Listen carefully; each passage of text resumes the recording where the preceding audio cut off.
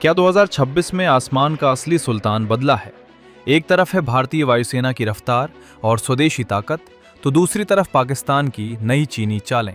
आज दूध का दूध और पानी का पानी होगा, क्योंकि आसमान में सिर्फ जिगरा नहीं, सही जहाज भी चाहिए। और याद रखिए, जंग हथियारों से नहीं, उन हाथों से जीती जाती है जो उन्हें सही वक्त पर सही जगह चलाते हैं। आज ब्रेन फैक्ट्री की इस वीडियो में हम जानेंगे कि 2026 में एयर पावर में कौन आगे है और कौन पीछे। कमर कस लीजिए, क्योंकि मुकाबला कांटे का है।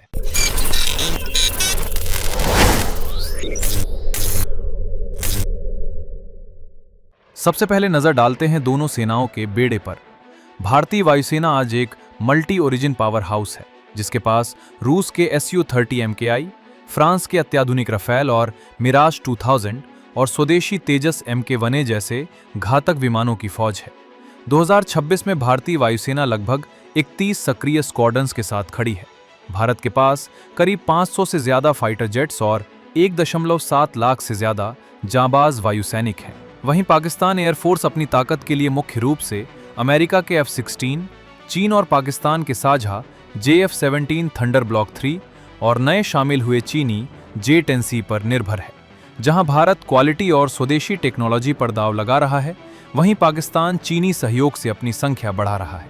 पाकिस्तान ने अपने बेड़े को 330 प्लस फाइटर जेट्स तक पहुंचा दिया है, लेकिन ध्यान देने वाली बात यह है कि भारत के रफेल और Su-30 MKI की रेंज और हथियार ले जाने की क्षमता पाकिस्तान के किसी भी जेट से कहीं अधिक है, जो युद्ध की स्थिति में गेम चेंजर साबित होती है।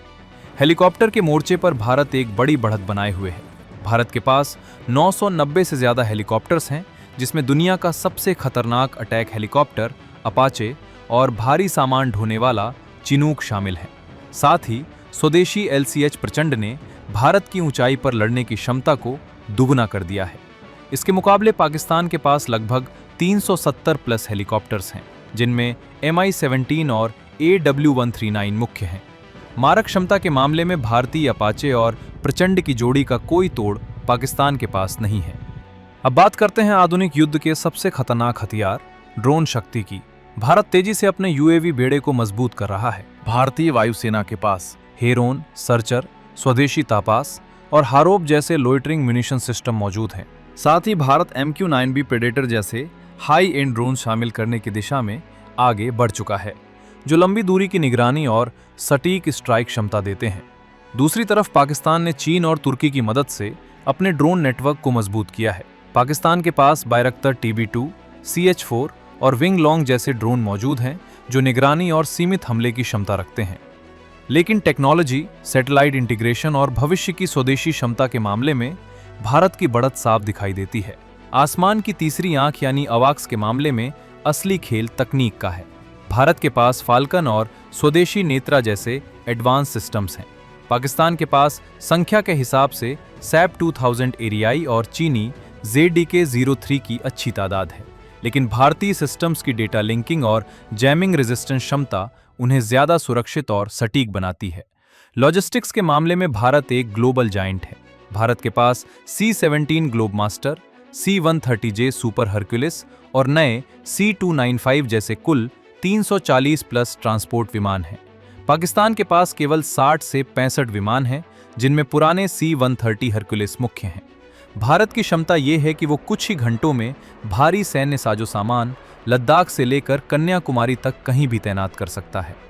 भविष्य की बात करें तो मुकाबला और भी दिलचस्प होने वाला है।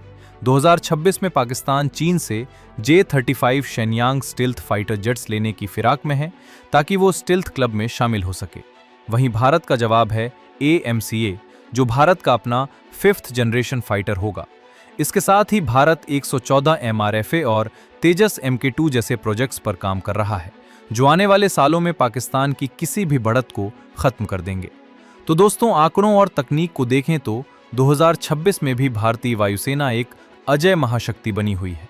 पाकिस्तान संख्या बढ़ाकर टक्कर देने की कोशिश जरूर कर रहा है, लेकिन भारत का स्वदेशी दम और मॉडर्न बेड़ा उसे मीलों आगे रखता है। आपको क्या लगता है, क्या पाकिस्तान का J-35 भारत के लिए कोई चुनौती खड़ी कर पाएगा? कमेंट में जरूर बताएं और ब्रेन फैक्ट्री को सब्सक्राइब करें।